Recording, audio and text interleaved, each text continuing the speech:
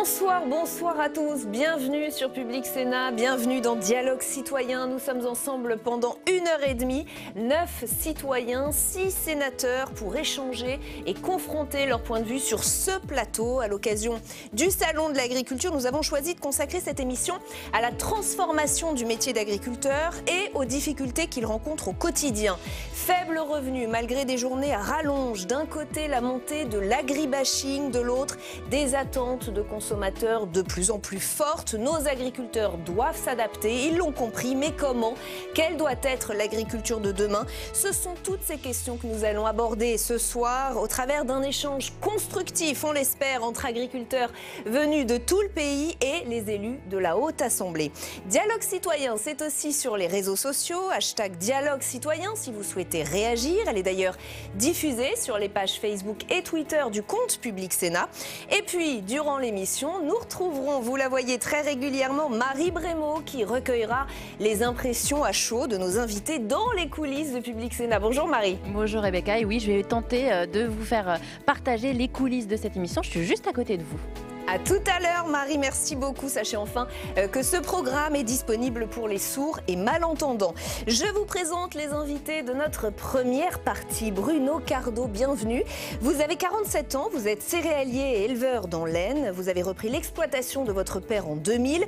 Vous êtes très remonté contre les messages négatifs qui circulent sur les pratiques des agriculteurs. Du coup, vous avez décidé de réaliser vos propres vidéos pour contrer cet agribashing. On en verra d'ailleurs quelques images tout à l'heure.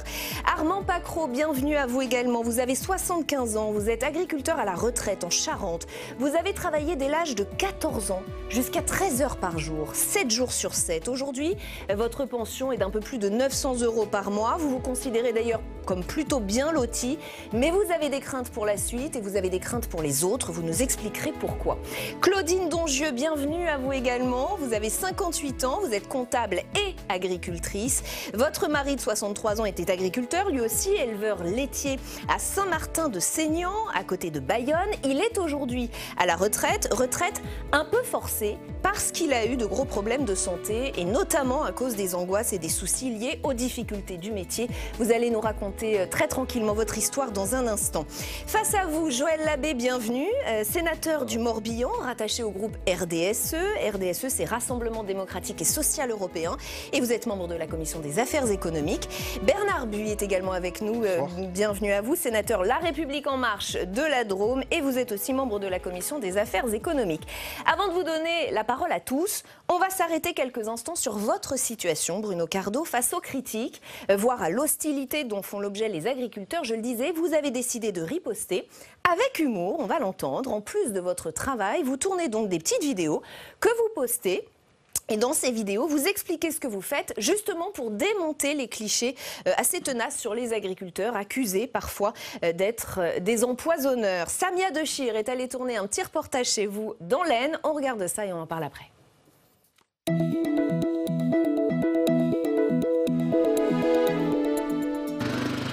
Les Français aiment leurs agriculteurs. Par contre, ils n'aiment pas leur agriculture. Il faut casser cette image du pollueur. Moi, je pense qu'il faut que je sois parmi les ambassadeurs pour expliquer justement l'agriculture, comment on la fait et comment on la fait bien. Salut! Je vais vous présenter le pollueur, le monstre, the monster. C'est lui! Juste un épandeur. Un épandeur, une pompe, une cuve, des rampes. Le plus dur à vulgariser, c'est ce fameux appareil d'épandage qui sert à nourrir et à soigner les plantes.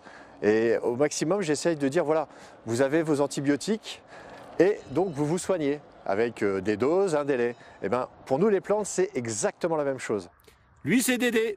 Dédé, le grain de blé. Avec un Dédé et tous ses potes, sur environ 1 hectare, soit un terrain de foot, ça peut nous faire à peu près 8 tonnes de grains. Et 8 tonnes de grains, c'est grosso modo 25 000 baguettes. Entre ce que les consommateurs croient savoir ou ce qu'on leur dit et ce qu'on fait nous réellement sur le terrain, il y a un fossé colossal. Je pense que l'agribashing vient de là. Voilà Bruno Cardo, ce qu'on comprend au travers de vos vidéos, c'est que finalement vous avez décidé de faire de la pédagogie, on le voit avec humour, pour faire passer un message particulier. Qu'est-ce qui vous a poussé à faire ça ? Ah ben, vous m'auriez dit ça il y a 2-3 ans, je vous aurais pas cru. Aller sur les réseaux d'une part, ensuite faire des vidéos, humour, autodérision, tout ça, c'est ce qui dit l'élément déclencheur, c'est toutes ces fake news, enfin ces contre-vérités qui se mettent à circuler de toutes parts de nos détracteurs. Et je me suis dit, allez, tu vas expliquer ce que tu fais tous les jours. Et puis en parallèle, sur les réseaux, sur Twitter, j'ai rencontré les frères Grituitos, François Grituitos. J'ai dit, c'est bien ce qu'ils font là. Et j'ai suivi le mouvement. Et puis on est nombreux à faire ça. Et on doit être les vrais ambassadeurs. Quel c'est nous, type le premier de fake news, quel type de mensonges avez-vous entendu sur votre métier? Et qu'est-ce que vous nous prouvez au travers de ces vidéos? Des mensonges, c'est une accumulation de choses en fait, sur l'agronomie, sur les pesticides, des chiffres tronqués, ou parce que vous savez, les chiffres on leur fait dire un peu ce qu'on veut. Et c'est toute cette accumulation de petites choses qui font que on a envie d'intervenir. On est déjà très contrôlé, on est très normé. On a quand même l'agriculture la plus durable au monde. Je crois que ça fait 2-3 ans que The Economist le dit. Voilà. Maintenant, je suis pas là pour dire allez voir ailleurs, c'est pire. Je pourrais le dire, mais je dis pas ça. Mais on travaille bien et on a beaucoup amélioré les choses. On a bossé nos épandages de médicaments des plantes en 20 ans de temps. On l'a beaucoup fait. On va continuer à le faire d'ailleurs. Mais quand j'entends que le zéro pesticide est possible, non, c'est utopique. On y va, mais c'est utopique. Monsieur Jadot, par exemple, récemment... Monsieur Jadot, vous accusez qui, clairement? On va parler d'agribashing. Monsieur Jadot, récemment, a dit l'agribashing, on va la régler, c'est clair. C'est un problème de revenus. Donc, s'ils en arrivent là, nos agriculteurs, c'est que ils n'ont pas de revenus. Ils n'ont pas de revenus, ils sont qu'à faire que du bio. Bon, bah oui, mais le bio, c'est super. Mais aujourd'hui, on a 7,5% des surfaces. Il faut qu'on monte à 10-12% maxi pour moi. Après, je vais vous renvoyer à votre cours d'économie de seconde, offre et de la demande. Si on a trop d'offres de bio, les marchés vont s'effondrer. C'est déjà, je crois, le cas pour l'œuf, il me semble. Donc, il ne faut pas une abondance sur le marché. Le marché va se réguler. Joël Labbé, est-ce qu'il y a une trop forte attente de la part du monde écologiste vis-à-vis de nos agriculteurs qui se sentent acculés, pressés, alors qu'ils ne sont pas encore prêts, ils n'ont pas encore ce qu'il faut pour avoir les pratiques que vous jugez bonnes? Alors, vous parlez du monde écologiste, mais c'est le monde de la société, en fait. C'est beaucoup les consommateurs. Il y a un mal-être sociétal global. Alors, et les agriculteurs sont les premières victimes de ce mal-être-là. Je crois que la question de la réconciliation est quelque chose d'absolument nécessaire. Et c'est pour ça que c'est bien qu'on se retrouve autour de la table. Moi, la question de l'agribashing, qui est devenue à la mode, j'aime pas trop d'une année, mais je l'aime pas du tout non plus. Je ne sais pas ce qu'il y a derrière et on mélange. En tout cas, c'est concret. Ce sont des insultes, des doigts d'honneur, des coups de klaxon. C'est quand même des étables brûlées, des violences. Comment ne pas condamner ça, évidemment, mais nos textes, notre juridiction permet de condamner les coupables. Je trouve qu'on est allé trop loin et on a mélangé ces faits-là qui sont répréhensibles de violation de propriété avec le fait, si on n'est pas d'accord avec un modèle et de plus en plus de personnes... mais qui ont, Joël Labbé, le discours politique, le discours médiatique? C'est aussi la petite musique populaire? D'où ça vient? Écoutez, des militants extrémistes. Ah non, mais alors, justement, l'extrémisme, c'est pas notre propos. On va tous le dénoncer, mais est-ce qu'il est vraiment réprimandé? Attendez, ici, on est parlementaire, on est là pour représenter la population. Moi, on va pas me dire que c'est un effet de mode. Ça fait 20 ans, 30 ans que je dis les mêmes choses.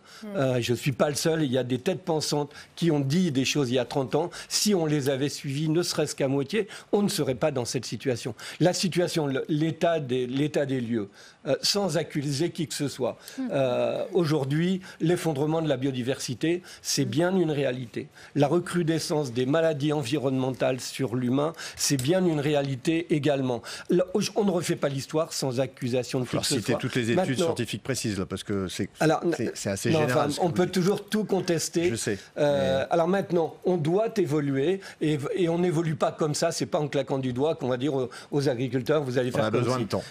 besoin de temps, d'accompagnement également, de moyens, les moyens de la transition. L'argent ne réglera pas tout. Et Bernard Buis peut-être a envie de réagir au cas de... Oui, tout à fait. Moi, je pense qu'il ne faut pas opposer les agricultures traditionnelles à l'agriculture biologique. Je crois que c'est peut-être ce qui a fait monter justement cette haine envers certaines catégories d'agriculteurs. Et c'est vraiment ce qu'il faut qu'on combatte parce qu'on a besoin en France de nos deux agricultures. Moi, je suis dans une petite commune où tous mes agriculteurs sont en agriculture biologique. Mais ils travaillent comme ça depuis des années. Ils ont su se diversifier et ils ont su évoluer.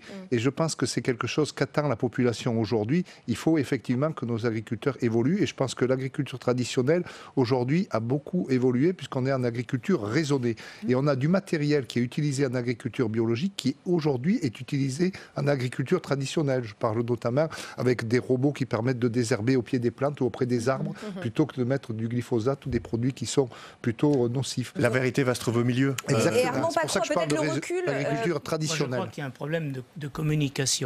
On voudrait faire croire à l'opinion que l'agriculture biologique va résoudre tous les problèmes. On ne peut pas faire de l'agriculture biologique partout, parce qu'il faut une conjonction de climat, une conjonction de terrain, une conjonction aussi de, je dirais plus qu'une volonté, c'est de sacerdoce, parce que c'est très difficile de faire de la bio. Et on veut faire croire aussi à l'opinion publique que l'agriculture biologique n'emploie aucun produit de protection. C'est faux. Et je peux vous citer, comment dirais-je, le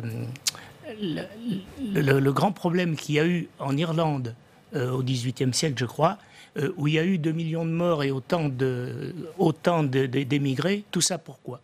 Parce que finalement, ils n'avaient pas de produits pour protéger leurs pommes de terre. Donc ce que vous nous dites, c'est qu'il faut du temps pour changer les pratiques, il faut s'adapter, c'est ça, Bruno Cardo ? Oui, bien sûr. Alors on a besoin de temps et qu'on nous laisse tous nos leviers. Comme vous venez de le dire, il y a de l'agronomie, ça c'est vraiment la base du métier, l'agronomie, de la technologie, on en a de plus en plus. Mais alors attention, ça coûte de l'argent, mais... Oui.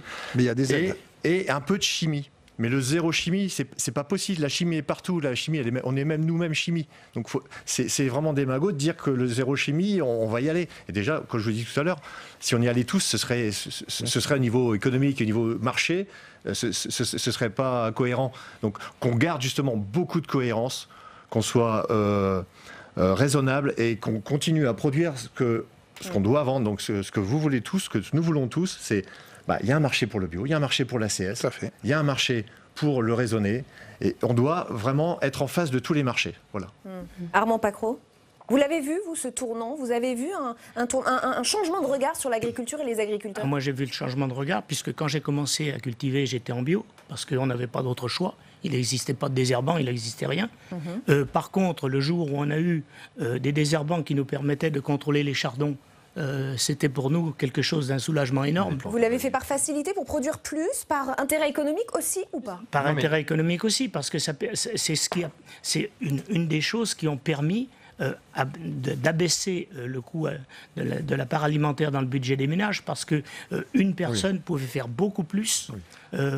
Et il fallait nourrir la population. Un agriculteur de ce stade-là. nourrissait 7 personnes après la Seconde Guerre. Aujourd'hui, on en nourrit 200. Alors qu'est-ce qu'on fait ? C'est ça. Joël Est-ce qu'on Labbé. revient Il fallait nourrir simplement. On sent bien qu'au départ, le point de départ de tout ça, c'est aussi un besoin de la population, un besoin de produire. Il a fallu produire. Et comme je vous l'ai dit, on ne refait pas l'histoire. Par contre, on est allé loin et on est allé trop loin. Vous parlez du médicament des plantes. Vous comparez aux antibiotiques. Non, vous avez parlé des antibiotiques. Mais oui, notamment parce que j'aime pas le mot pesticide. Alex, ça englobe trop de choses. À l'excès, les antibiotiques, on connaît le résultat avec l'antibiorésistance maintenant. Donc, soigner les plantes, il n'y a pas que la chimie. Je vous l'ai dit. Il y a différentes approches. Et surtout, le soin en préventif, ça a été à l'excès. On en paye le prix fort. Vous en payez aussi le prix fort. On l'a fait à l'excès dans certaines filières d'élevage, bien sûr. C'est pour ça qu'il y a nécessité de faire la transition. Les moyens, la puissance publique doit accompagner cette transition. Mais par contre, en se mettant autour de la table, il faut qu'on se mette d'accord sur les orientations, sur les objectifs. On a besoin d'une ligne, qu'on nous trace une ligne et on la suivra. On a besoin de visibilité. Peut-être qu'on va entendre un petit peu Claudine Dongieu, parce que tout cela, toutes ces problématiques qu'on est en train d'aborder, créent de la détresse, créent de la souffrance, et ça a été le cas de votre mari, Claudine Dongieu. Donc moi, pour me présenter, si vous voulez, j'ai donc DUT gestion dans des entreprises. Je travaille dans un cabinet d'expertise comptable quand j'ai rencontré mon mari, qui était producteur de lait. On a décidé que je me mettrais d'abord à mi-temps, puis après à temps complet pour la salle de traite, quoi. J'ai pu être d'abord salariée, puis après j'ai passé un petit, par correspondance des cours pour passer le BPREA. Et là, je me suis rendu compte, j'allais à Yssingeaux en Haute-Loire, je me suis rendu compte qu'on nous faisait étudier l'agronomie, mais beaucoup de cours sur la protection de l'environnement, le bien-être animal. Donc, quand je suis revenue donc, sur la ferme, on a vraiment mis le paquet sur le bien-être animal et la protection de l'environnement, mais avec plaisir, quoi. Donc on a investi, on a fait le maximum pour chouchouter nos vaches. Et donc, moi, quand j'étais contrôlée, on me disait, mais chez vous, c'est vraiment Disneyland, quoi. C'est super. Et donc, mais nous, Et malgré cela, ça ne nous dérangeait pas. On travaillait comme des pecs et tout. Mais il y avait, franchement, il n'y avait pas trop de revenus. Mais bon, ça faisait rien. On était dans Vous aviez un travail passion. Vous étiez passionné. Voilà, passionné. Mais après, on a mis, par exemple, on mettait tout en place pour, je sais pas moi, par rapport au filtre à roseau, pour des logettes sur sable. On n'irrigue pas le maïs. Vous aviez une conscience écologique, oui, une vraiment, conscience voilà. du bien-être animal. Et par contre, notre erreur, c'est qu'on n'a pas du tout communiqué, quoi. Ce que je veux dire, c'est qu'on peut être au fin fond d'un petit village, on bosse avec vraiment l'idée de respecter l'environnement, mais on ne le dit pas. Et c'est tout le message inverse que vous entendez. Voilà. Et qu'est-ce qui s'est passé pour votre mari? Et quand j'ai eu... des fois, je me suis dit, après tout, on n'a qu'à passer en bio. Et je l'ai dit au gars qui venait nous chercher, qui était ingénieur agronome, qui s'occupait de la laiterie. Il m'a dit, pourquoi vous voulez passer en bio? Vous êtes déjà en bio, vous. On faisait qu'avec de l'homéopathie, la physiothérapie. Il m'a dit, il n'y a aucun... Il y a eu un vrai accident de parcours. Votre mari... Donc, en 2009, il y a eu la crise du lait. Et donc, il y a eu vraiment l'effondrement du prix. Ouais. Et donc là, une angoisse terrible, parce que ça veut dire qu'on est d'un seul coup, on continue à bosser, mais on est hyper mal, quoi, financièrement. Et donc, moi, il a fallu que je parte chercher de la trésorerie à l'extérieur. Donc, je l'ai laissé, franchement, le boulot, etc.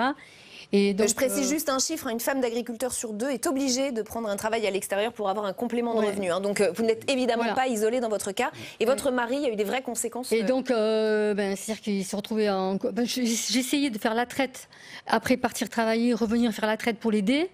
Et on produisait 600 000 litres de lait par an. Donc l'industriel, ce que je veux dire, c'est que les industriels, ils nous expliquent à chaque fois qu'ils ne peuvent pas nous payer le prix du lait parce que les Allemands sont meilleurs que nous au niveau prix, etc. Maintenant... Et votre mari, que s'est-il passé? C'est-à-dire qu'en 2014, on a eu en plus une inondation. Donc alors là, ça a été le prix, voilà, tout. Et donc il a commencé à avoir des problèmes cardiaques à répétition à partir de 2016. Ouais. Ça veut dire concrètement, vous retrouvez votre mari allongé, perte de connaissance. À chaque fois, il repartait avec le défibrillateur, quoi. Et donc, quand on a préparé cette émission, vous nous avez dit que vous aviez dit à votre mari, tu vas mourir de ton boulot. Ah ben, moi je me suis dit, il va mourir. Parce qu'il a été suivi, il a respecté son traitement avec le cardiologue pendant 1 an, mais ça faisait rien, il continuait à tout moment. Et donc là, j'ai pris la décision, je me suis dit, tant pis, là, j'ai dit lundi, je téléphone aux professionnels, on vend les vaches. Et donc là, j'ai cru que... Des vaches que vous adoriez, que vous bichonniez, et vous l'avez... que j'allais le tuer encore, parce que quand j'ai téléphoné aux professionnels, donc on avait donc 120 vaches, on avait 50 vaches à la traite, et mon mari me disait, tu sais, demain, il me disait par exemple, il y a Jennifer qui s'en va, il me disait les prénoms, et ça partait. C'est un crève-cœur pour lui de parce que quitter. Nous, le bien-être animal, c'est vraiment... nos vaches, c'est nos chiens, quoi. C'est important que les téléspectateurs l'entendent. Voilà. Et nos sénateurs, Bernard Buis, quand vous entendez une telle détresse, comment on a pu laisser des agriculteurs les abandonner comme cela à cette détresse-là? Je ne sais pas s'ils ont été abandonnés, peut-être qu'ils ont été seuls, tout simplement, parce qu'ils étaient mal entourés, peut-être mal conseillés. Donc c'est peut-être quelque chose qu'il faut mettre en place aussi avec des aides du voisinage. Moi, je n'ai pas connu ça sur mon territoire, parce qu'on avait une solidarité quand même au niveau des aides. Il y a eu des SICA créés, il y a eu des coopératives agricoles qui ont été créées, et il n'y a pas eu l'incitation que vous avez eue, et les gens ont toujours montré ce qu'ils faisaient. Je crois que c'est aussi ça qui est mal pour notre agriculture, c'est qu'on oublie de montrer ce que l'on fait, et je pense que lorsqu'on montre ce que l'on fait, on a beaucoup moins de suspicion. Mais pardon, monsieur Buis, il fut un temps où on n'avait pas besoin, les agriculteurs n'avaient pas besoin de montrer qu'ils faisaient bien leur travail, la population avait confiance en ces agriculteurs. Il y a quelque chose qui s'est passé dans l'opinion. Alors, ce qui s'est passé peut-être dans l'opinion, c'est que les gens ont perdu cette confiance parce que justement, ils n'ont peut-être pas, ils ne sont pas allés voir ce qui se passait.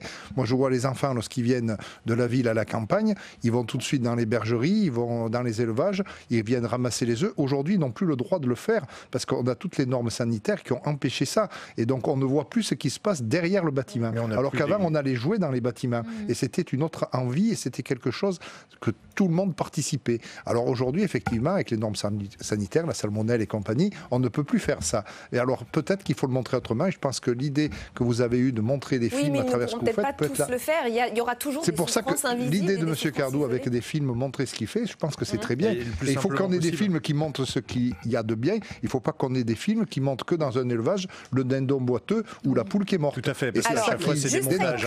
Claudine Dongieu, vous demandez un revenu universel pour les agriculteurs, un revenu minimum. Ouais, moi je me dis, au lieu de... Pourquoi à chaque fois on nous sert qu'ils peuvent pas... Là, donc nous on a abandonné.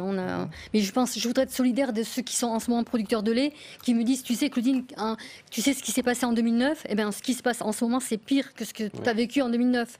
Donc au lieu d'avoir un prix X euros le litre de lait, pourquoi il n'y a pas une base quoi? Parce que l'industriel, il a... cette idée-là. C'est l'évolution du modèle avec les dérégulations. La question des quotas laitiers, c'était un revenu régulier pour les agriculteurs, c'était une assurance. Dès l'instant qu'on a lâché les quotas, on en voit la même chose pour le sucre. Absolument. Et on se retrouve en concurrence avec des pays qui n'ont pas les mêmes normes, qui n'ont pas les mêmes normes, pas les mêmes outils que ces gens-là. Par contre, derrière cela, il y a quand même une volonté, certes de moderniser, mais de concentrer.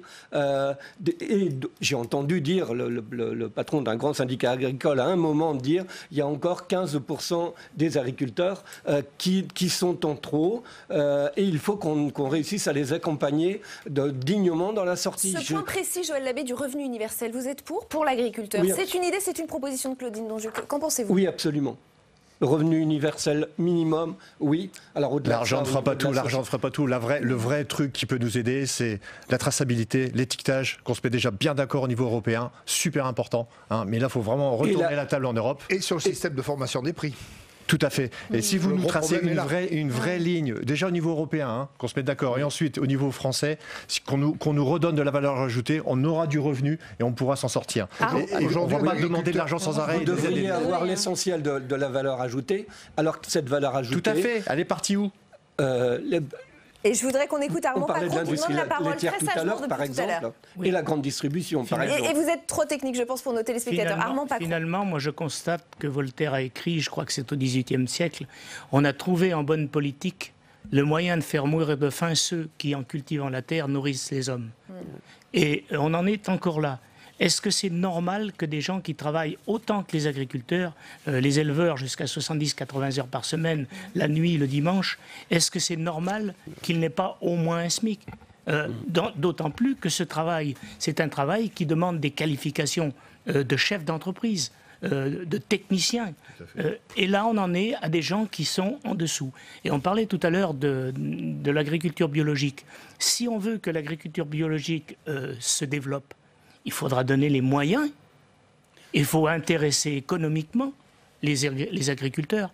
Si un agriculteur gagne plus en bio qu'en conventionnel, il va y aller immédiatement. Armand Pacron, vous disiez en début d'émission que vous étiez inquiet pour la suite et inquiet pour les autres. Pourquoi? Parce que quand on est agriculteur, tant qu'on est vif, alerte et qu'on peut cultiver son potager, on peut s'accommoder d'un revenu modeste, mais il y a des moments où en fait on ne peut plus non plus cultiver son potager.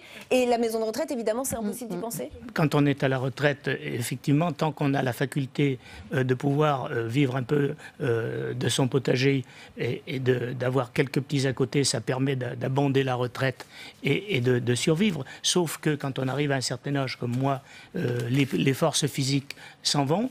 Et le jour où les forces physiques s'en vont encore un peu plus, on n'a pas les moyens d'aller en maison de retraite. Et on n'a pas non plus la possibilité, comment dirais-je, d'hypothéquer l'outil de travail qu'on a acheté pour justement financer ces maisons de retraite. Qu'est-ce que vous demandez à nos sénateurs ce soir? Je demanderais que déjà, il faudrait que le travail de l'agriculteur soit correctement rémunéré en fonction du temps qu'il passe et de ses compétences. parce qu'il n'y a pas de raison qu'un chef d'entreprise agricole gagne moins qu'un chef d'entreprise industrielle. Bien sûr. Qui démarre son mois sans savoir ce qu'il veut gagner. Que l'on soit, comment dirais-je, mis à parité au niveau des conditions qu'on nous impose, parce qu'on nous interdit, par exemple, le glyphosate. On nous interdit le glyphosate. Par contre, la manière dont il est utilisé en France ne présente aucun danger.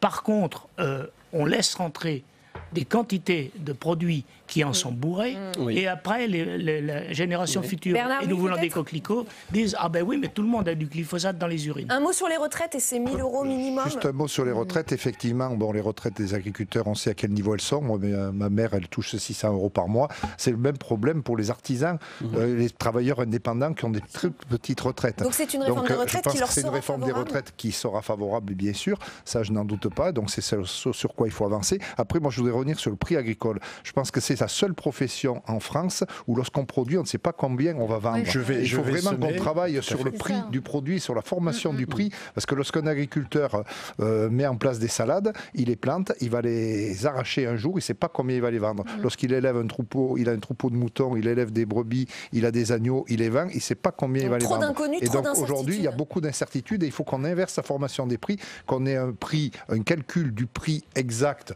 du coût de revient et que derrière, on puisse le vendre et qu'il y ait des négociations de branches qui soient faites. C'est ce qu'on a voulu mettre en place dans le cadre de la loi Egalim. C'est ce qui est mis en place depuis 1 an. Donc ça commence à porter ses fruits dans certaines filières, là où les filières sont organisées. Je pense qu'on manque Oui, en lait, ça porte ses fruits. Vous parlez de la loi Egalim, Bruno Cardo ? Oui, ça fonctionne un peu en lait. Lidl a signé un contrat récemment à 360 € je crois. C'est vraiment le minimum. C'était le prix de revient était à 350. Il y a des prémices, mais on n'y est pas. J'aimerais bien qu'on y aille très vite sur le sucre. Mais il y a énormément de travail. Technique, je vous en prie. Il faut qu'on ait des filières qui soient organisées pour cela.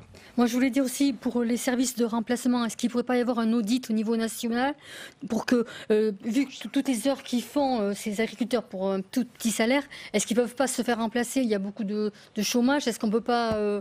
voir, voyez, pour il y a un droit en France. S'il avait été remplacé, votre mari, par exemple, localement, il y a des services de remplacement qui fonctionnent très bien. Moi, je vois sur mon territoire, ça marche très bien. Il y a des agriculteurs qui sont regroupés.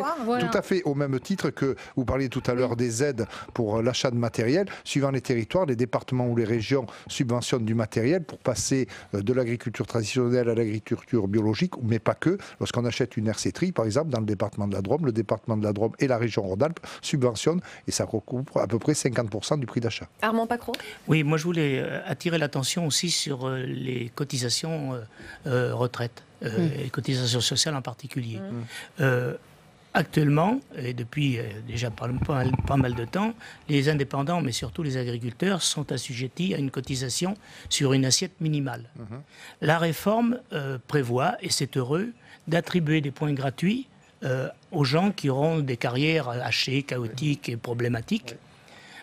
Moi, en tant que, agriculteur, je ne peux pas accepter qu'un agriculteur cotise sur des revenus qu'il n'a pas et que d'autres... Il y a un problème d'assiette. Et d'autres personnes bénéficient de points gratuits, et je suis tout à fait d'accord qu'elle en bénéficie, mais sans cotiser. Oui, parce que l'agriculteur n'a pas de carrière hachée par définition, mais il continue de payer pour les carrières hachées. Mais déjà, ça veut dire que certains cotisent sur des revenus qu'ils n'ont pas, ce qui entraîne des catastrophes dans l'exploitation, parce que quand l'huissier mandaté par la MSA arrive pour prélever des cotisations et qui dit « Monsieur, vous allez vendre une vache ou vendre votre tracteur pour payer les cotisations », quelquefois ça se termine par une corde au fond de la grange. Labbé ? 2 éléments pour l'évolution. On travaille actuellement sur la PAC. La future PAC, les 9 milliards... Politique agricole commune. Pardon, oui, politique agricole. On va parler de un Macton, je crois. Et sur la question des autres services rendus par l'agriculture. Préservation de la qualité de l'eau, des pollinisateurs, de la santé humaine, la qualité du sol, la qualité de l'air.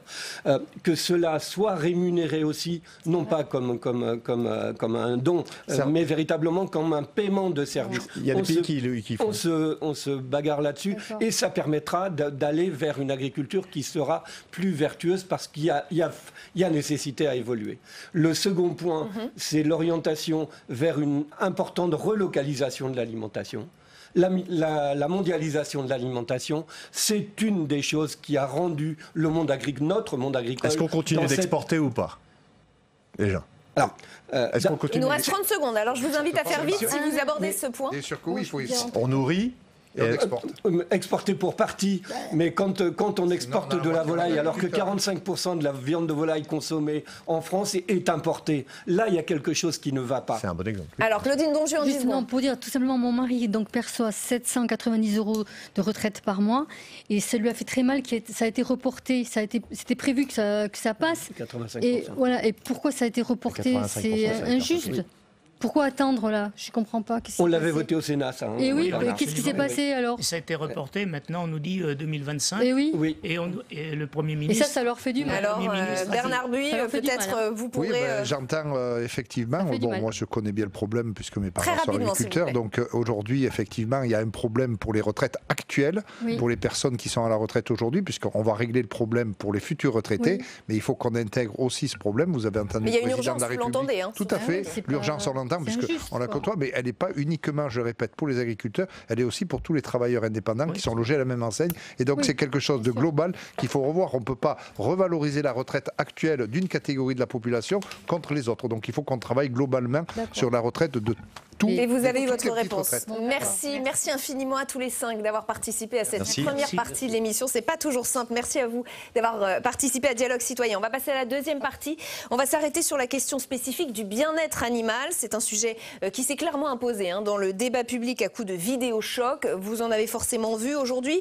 Les consommateurs veulent savoir comment sont traités les animaux et c'est aussi une préoccupation majeure pour certains agriculteurs. Vous allez le voir. Avant d'y venir, on va donc retrouver Marie Brémaud dans les coulisses de Public Sénat. Marie, première réaction à chaud à ce premier plateau? Voilà, je suis avec Nicolas Mélier qui est maire de la Grelée, un village 100% bio, qui a suivi attentivement votre premier plateau. Nicolas Mélier, qu'est-ce que vous avez retenu? Quel est le moment fort, les propos forts de ce premier plateau selon vous? Bon, c'est un constat qu'aujourd'hui, l'agriculture et les agriculteurs se portent mal. Il y a un malaise qui est réel. Maintenant, ceci étant dit, aujourd'hui, je pense qu'il y a des solutions. Et là, dans ce premier plateau, qu'est-ce qui vous a marqué? Ce qui me marque, c'est qu'aujourd'hui, par contre, on a tendance, encore une fois sur ce plateau, à mettre un peu en opposition l'agriculture biologique et l'agriculture conventionnelle.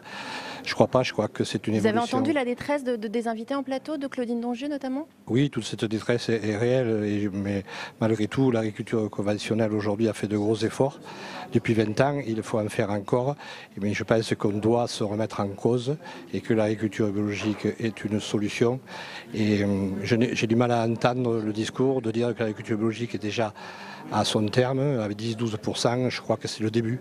C'est le début. Vous êtes vous-même agriculteur? Oui, je suis moi-même agriculteur biologique et que c'est une chance pour l'agriculture française de se tourner vers l'agriculture biologique avant de se faire absorber par les productions étrangères. Et je vous remercie. On va prolonger cette interview maintenant avec Bruno Cardo qui sort tout juste de ce premier plateau. Est-ce que vous avez eu les réponses à vos questions? Est-ce que vous avez été satisfait des réponses des sénateurs?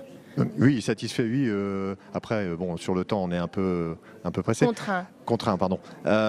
Mais beaucoup d'écoute et un échange. Et rien que ça, si on pouvait faire ça à tous les niveaux, jusqu'à l'Europe et voire même bien au-dessus, ce serait bien qu'on s'écoute et qu'on s'entende. Et est-ce que vous avez eu les réponses aux questions que vous vous posiez? Est-ce que vous avez l'impression, en tout cas, que vous avez été entendu, écouté, qu'il y a certaines choses qui peuvent avancer avec les deux sénateurs? Oui, je pense que ça peut avancer. Et bon, je pense que le Sénat est l'institution qui nous entend le plus, je pense.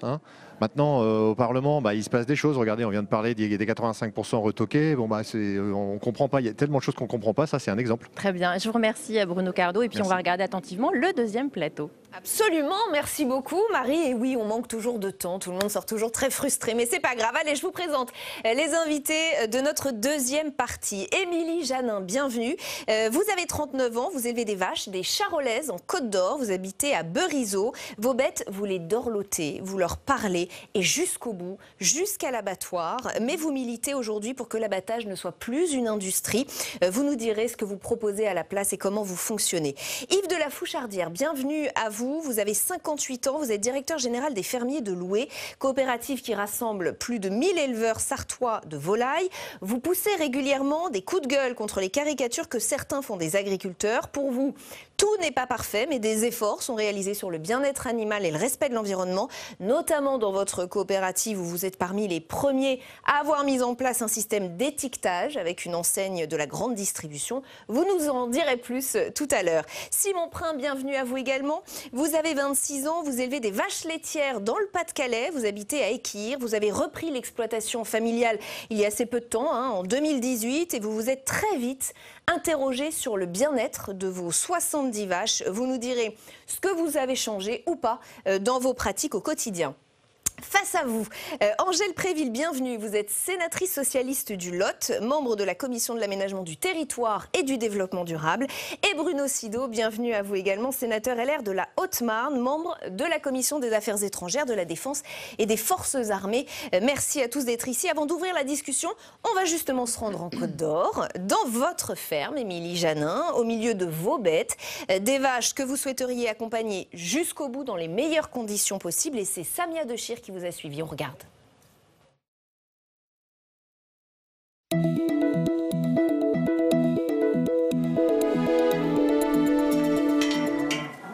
La nénette. C'est bien Loulou. Je parle beaucoup avec mes animaux. La parole, elle est là souvent pour tranquilliser l'animal, le rassurer que ça va bien se passer. C'est bien, fille. Quand on les prépare à aller à l'abattoir, on va pouvoir dire, voilà, ta mission, là, ça a pu être de faire un veau, mais ça va être de faire la meilleure viande possible. De prendre le temps de manger, de te reposer, de grandir, de grossir. Bah oui. Le fait d'emmener son animal dans un abattoir qui est un tiers-lieu, c'est très compliqué. 80 bovins à l'heure ou 300 bovins dans la journée d'abattage, dans certains abattoirs industriels, c'est exactement ces cadences-là. C'est pas possible ni de respecter les salariés qui y travaillent, ni les bovins. Et ça, c'est d'une violence extrême pour nous en tant qu'éleveurs, parce qu'on va s'attacher pendant toute leur vie à faire le mieux possible sur nos fermes. Et d'un seul coup, on est obligé de les laisser et en quelque sorte de les abandonner dans ces lieux, sans avoir notre mot à dire. Le projet qu'on porte, c'est celui de mettre en place un abattoir mobile pour bovins en France. Ça se passe dans la ferme où ils ont été élevés. Donc on va supprimer toute cette étape de transport, de mélange d'animaux qui ne se connaissent pas, d'arriver dans un lieu qu'on ne connaît pas. Tout ça, ça va être des stress en moins pour les animaux. C'est vraiment un autre système. Et Émilie Janin, on va revenir sur ce que vous proposez. Avant de revenir sur les conditions d'abattage très précisément, le bien-être animal, pour vous, ce n'est pas une découverte. Vous vous y êtes pas intéressé il y a quelques semaines. Ça fait très longtemps que c'est un vrai sujet de préoccupation pour vous, contrairement à ce que certains pourraient croire. Oui. C'est-à-dire que quand on est éleveur, forcément, on est animé par ça, par savoir comment vont nos animaux, parce que de fait, on sait que si ils ne vont pas bien, ils vont... par définition, être malade ou exprimer des comportements un peu bizarres, voire dangereux vis-à-vis de nous. On travaille avec des gros animaux, nous. Donc si, par exemple, ils ne sont pas rassurés et qu'ils ont peur, ils peuvent nous mettre, nous aussi, en danger. Donc voilà, quand on est éleveur, on est vraiment impliqué sur cette question du bien-être animal. En revanche, vous comprenez que les interrogations autour du bien-être animal soient légitimes, qu'il y ait des remises en question ? Ah oui, mais de toute façon... Les premiers choqués des vidéos L214, c'était aussi les éleveurs, de découvrir comment étaient traités certains de leurs animaux. C'était d'une violence absolument extrême. Ça a été une découverte pour vous ? Pour certains éleveurs, oui. Et puis un peu moins, parce que moi je ne travaille pas dans des abattoirs je travaille avec des abattoirs qui sont plutôt petits, où je vois ce qui s'y passe, etc. Mais voilà, je n'avais pas envie de voir ça, je n'avais jamais vu ça avant de voir ces vidéos. Et bon, je pense que c'est une violence extrême pour les éleveurs, pour tout le monde en fait.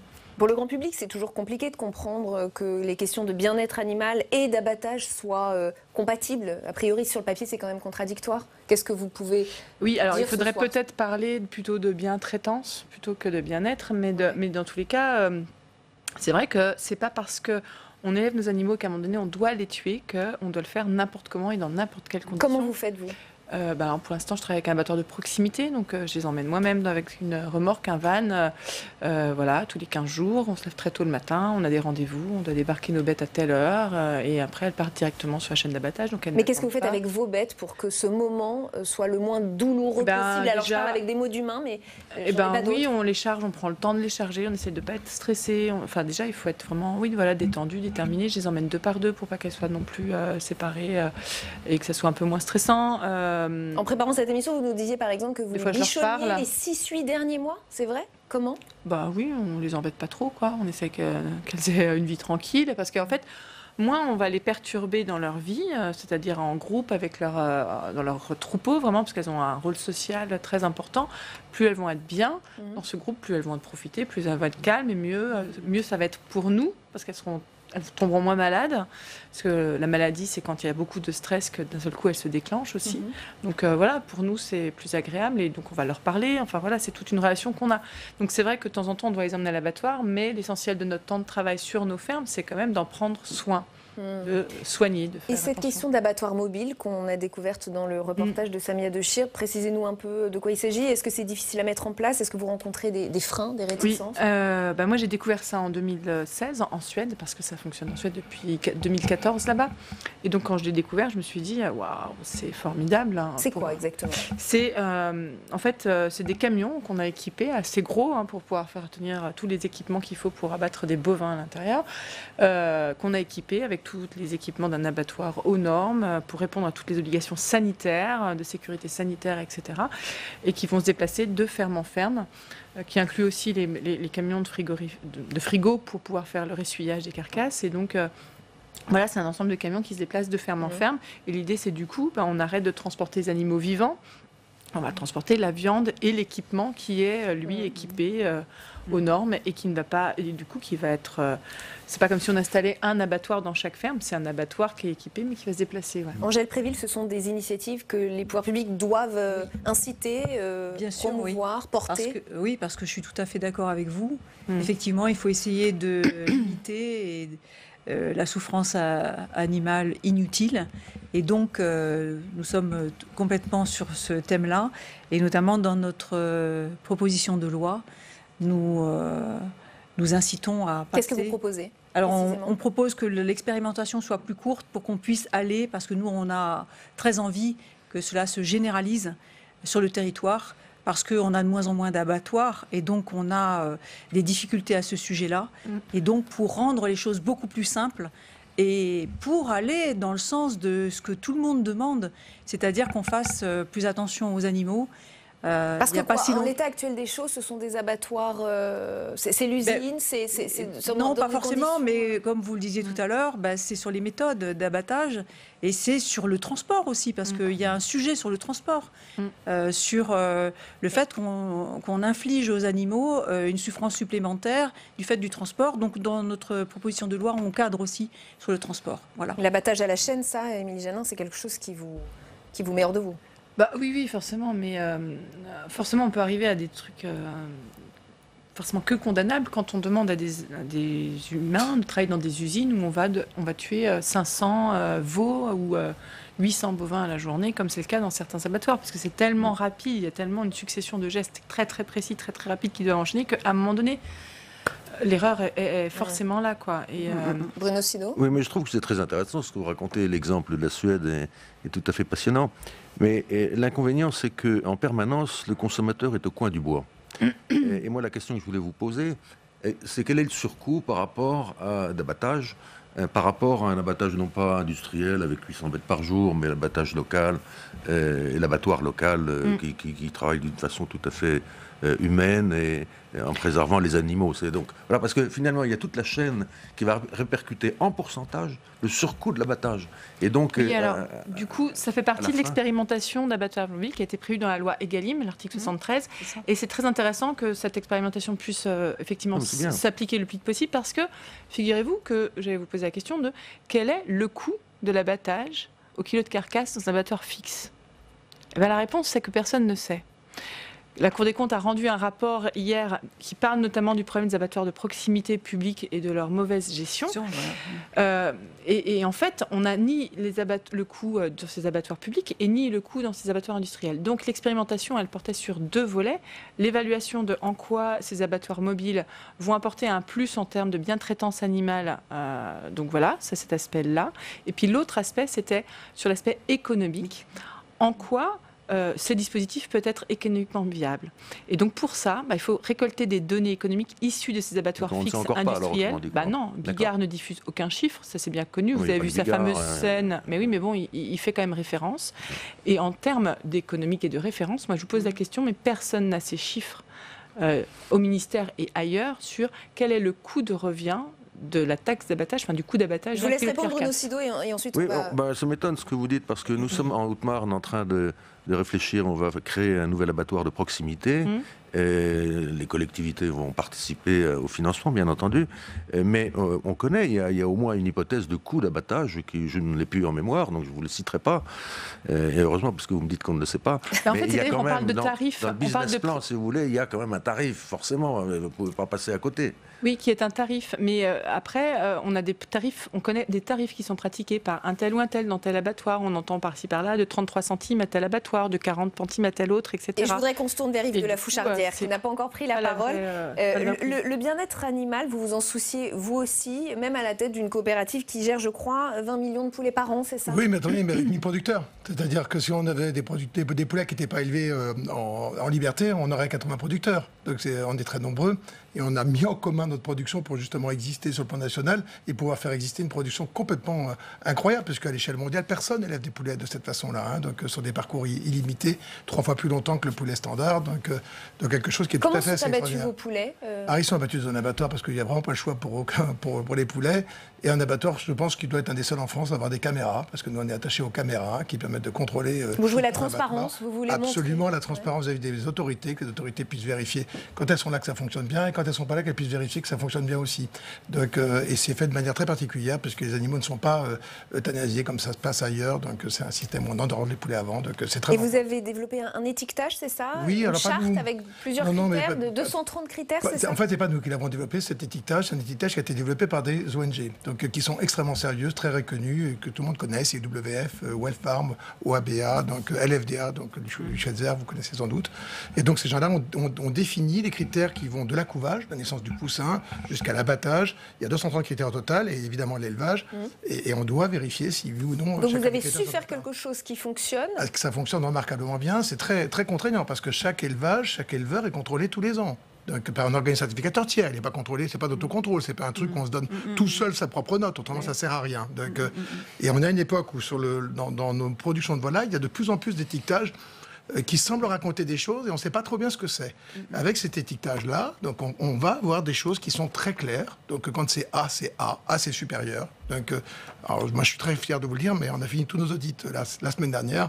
100% de nos éleveurs ont tenu la note A pour l'année 2020. Donc, mais pourtant, vous demandez plus. Vous demandez un étiquetage européen, je crois. Non, l'étiquetage européen, il viendra. Il y a des discussions. Il y a déjà des choses en Allemagne, il y a des choses en Hollande. Il va falloir faire converger un peu tout ça. Sauf que ça va être peut-être très difficile pour les Français, parce que nous, en France, on est les seuls à avoir des poulets élevés en liberté qui vont dehors, comme on le fait nous à louer. Donc quand on va en Allemagne ou en Hollande, ils n'ont quasiment pas de poulets qui vont dehors. Ils sont bien connus, hein, d'ailleurs, ils sont très bons. En l'occurrence, si vous les consommez, c'est parfait. Donc, et en fait, en l'occurrence, donc, les poulets loués, mais comme d'autres poulets label rouge ou poulets biologiques, méritent en un étiquetage, mais les autres productions aussi. Avec une vraie limite, pour moi, qui est très importante, c'est l'import.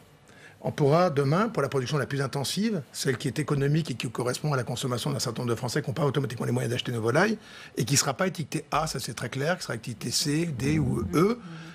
Il faut qu'à un moment donné, la production importée, moins subie, ou en tout cas soit étiquetée de la même façon, faute de quoi c'est dramatique. Puisque Angèle Préville, avant d'en venir à ça, on s'aperçoit finalement que ce sont les producteurs qui prennent des initiatives eux-mêmes. C'est à eux de le faire, pour vous c'est normal, ou là il manque quand même les pouvoirs publics quelque part dans cette chaîne? Non, c'est à nous de le faire. Parce que vous irez jamais... Alors attendez, c'est Angèle Préville que je pose la question, vous répondez ensuite. Alors, oui, et vous aussi, si vous voulez. Oui, alors moi je trouve aussi qu'on peut légiférer sur la chose, parce que c'est important. Et bien souvent, malheureusement, on est un petit peu en retard. C'est vrai que ça arrive. Après, je trouve important aussi qu'on anticipe les choses. Et ce que vous avez signalé sur les élevages en plein air, parce que dans notre proposition de loi, on fait des avancées là-dessus. Et effectivement, il faudra le mettre en avant. C'est quand même revenir à la base, mais quelque part, c'est essentiel que les poulets soient élevés en plein air. C'est vrai qu'on est allé vers des pratiques et que les consommateurs ne savaient pas la plupart du temps que ça n'était pas le cas. Parce que dans l'imaginaire, c'est toujours on voit les poules dehors. Et donc, j'espère que l'étiquetage fera que les Français se rendront compte et qu'ils achèteront en toute connaissance de cause. Parce que très souvent, malheureusement, les consommateurs découvrent trop tard ou découvrent après coup. Et c'est ce qui induit toute la défiance, en fait, des consommateurs par rapport à ce qu'il leur est offert sur le marché. Et c'est malheureusement, quand on découvre ces choses-là, moi j'étais dans ce cas-là aussi, c'est d'être très déçu, en fait, en se disant, mais c'est pas possible, on m'a pas informé que ça se passait de cette façon-là.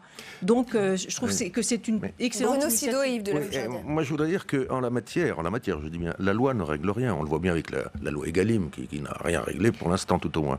Et je trouve que l'initiative doit venir du producteur, effectivement, qui ont les bonnes idées, parce qu'ils savent comment faire. Et le rôle de l'État et du législateur si nécessaire, c'est bel et bien de contrôler que votre étiquette ne soit pas mise pour ceux... Mais alors c'est quand même pas aux producteurs de tout faire. On a vu Didier Guillaume, ministre de l'Agriculture, qui a proposé 15 mesures pour le bien-être animal. On attend trop de l'État. Je pense que les producteurs doivent prendre la responsabilité. C'est parfait ce que vous faites. En l'occurrence, l'initiative, elle est des producteurs et des ONG. Et les ONG aujourd'hui ont un rôle à tenir. Donc c'est des ONG qui posent, qui connaissent bien le élevage. Vous n'avez pas du tout envie que les pouvoirs publics s'en mêlent, en fait. Si, je pense que les pouvoirs publics peuvent reprendre maintenant à leur compte ce qui a été fait. Là maintenant, je pense, Didier Guillaume a dit qu'il souhaitait faire un étiquetage à titre expérimental. Il est là, utilisons-le. Il propose un étiquetage européen des modes d'élevage. Oui, mais commençons déjà par faire un étiquetage en France déjà. Essayons déjà bien en France, faisons-le bien tourner, regardons bien, sauvegardons bien nos labels et nos bio. Et puis faisons attention de ne pas discriminer complètement non plus les productions standards, parce que je suis d'accord avec vous pour dire que évidemment les consommateurs devraient savoir, et c'est ce qu'on souhaite nous. Mais faisons attention, il y a des gens qui n'ont pas de pouvoir d'achat non plus. Et moi, je dois accepter que les gens puissent consommer des productions qui sont dans leurs moyens. Après, je voulais dire quand même que la loi, finalement, elle va permettre après parce que s'il y a le label tout seul, sans qu'il y ait la loi derrière, bien, il va y avoir des tas de labels et puis le consommateur est perdu. Il faudra la loi. Et là, pour le coup, c'est bien qu'il y ait à un moment donné la loi qui intervienne. Et la loi est nécessaire. Simon Prin, je voudrais qu'on en vienne à votre cas. Vous aussi, vous élevez des vaches laitières dans le Pas-de-Calais. Et vous aussi, vous avez eu envie de jouer la transparence tout de suite sur le bien-être de vos bêtes. Oui, tout à fait. Alors, nous, c'est parti d'une initiative du groupement de producteurs de la laiterie de se lancer dans un audit de bien-être animal. Un audit. Donc une inspection Une inspection d'un organisme tiers indépendant, à partir d'un cahier des charges qui était fait par les mêmes ONG qu'en poulet. Donc c'était exactement la même démarche, c'était le même cahier des charges global européen. Et qu'est-ce qu'il en est ressorti et qu'est-ce que vous avez changé à l'issue de cet audit? Est-ce qu'il y avait des choses que vous faisiez qu'il ne fallait absolument pas faire? Alors première chose, pourquoi on a fait ça, d'abord, à savoir pourquoi on a fait ça? On a fait ça pour 3 raisons. Premièrement, pour savoir où on se situe en bien-être animal, puisque nous, en lait, on a tous des modes de production différenciés et on ne savait pas placer le curseur du bien-être animal. La deuxième chose, c'était pour mettre en place, si nécessaire, une amélioration dans nos élevages, ce qui semble évident suite à un audit. Et la troisième chose, et non des moindres, c'était d'avoir des chiffres pour venir discuter avec les gens. Parce qu'on est les premiers à dire on travaille bien, nos animaux vont bien, mais on n'avait rien à présenter en face. Aujourd'hui, on a ces résultats-là. Et une chose qui nous a surpris en faisant cet audit, et moi premier, c'est qu'en étant un audit volontaire, 60% des éleveurs sont partis dans la démarche. De façon pleinement volontaire et non concertée. Pardonnez-moi, comment on voit qu'une bête est bien traitée et quels sont les critères? Comment a été fait cet audit? Comment on voit qu'une bête va bien? Alors, il y avait plusieurs critères. Le logement, la façon la plus simple, donc des surfaces, des types de logements, des couchages confortables ou non, propres ou non, de façon visuelle. Deuxième, c'était des critères sanitaires. Comment gérer la douleur s'il y a intervention, comment approcher les bêtes, comment s'en occuper. Et le troisième, il est comportemental. On approche d'un animal, est-ce qu'il recule ou est-ce qu'il a carrément une démarche fuyante? Bruno Sido, on s'aperçoit qu'il y a plein d'initiatives isolées finalement, mais qui vont finir par créer des labels tous différents les uns des autres, avec des critères différents les uns des autres. Est-ce qu'il ne serait pas bon d'uniformiser Écoutez, moi je crois que c'est de la diversité que naîtra finalement un dénominateur commun chez tout le monde. Oui, mais ils se débrouillent tout seuls. Est-ce que c'est à eux de... Moi, je suis beaucoup pour l'initiative individuelle au départ. Ensuite, bien entendu, la loi doit intervenir si nécessaire. L'État doit encadrer tout cela, vérifier que les labels ne sont pas galvaudés, bon, etc., etc., bien entendu. Mais je pense que ces initiatives, c'est comme ça qu'on fait du progrès. C'est quand tout le monde s'y met pour aller vers... C'est normal que le bien-être animal, c'est quand même normal. Une bête, elle produira plus et elle sera moins malade, comme vous le disiez, si elle n'est pas stressée, etc., etc. Donc ça semble être une évidence. Mais seulement, si vous voulez, si les bêtes ont été maltraités, je pense en particulier aux poulets c'est effroyable. Certaines méthodes sont effroyables, très exactement. Mais c'est parce que on cherchait le prix le plus bas possible pour le consommateur qui n'a pas forcément, comme vous le disiez, les moyens. Alors, il faut trouver un juste équilibre. Bon, il faut que tout le monde puisse manger du poulet, par exemple, ou du lait, ou des laitages, ou de la bonne viande, ou de la viande, tout au moins. Mais il faut quand même respecter le bien-être animal. Vous parliez de méthode effroyable dans les mesures proposées par Didier Guillaume. Il y a quand même la fin du broyage des poussins et de la castration à vif des porcelets. Donc voilà pour les méthodes effroyables. Émilie Janin, qu'est-ce que ça vous inspire, cette initiative prise, cet audit lancé mais c'est très bien. C'est bien qu'effectivement il y ait des initiatives individuelles comme on porte tous là, c'est super. Maintenant, il n'empêche qu'effectivement les pouvoirs publics et vous avez un rôle à jouer qui est hyper important et il faut vous en saisir parce qu'à un moment donné, voilà, pour l'initiative des poussins par exemple. Il y a une start-up qui a été aidée, une enveloppe du ministère qui a été trouvée pour 5 millions d'euros pour aider une start-up à tester une nouvelle technique, etc.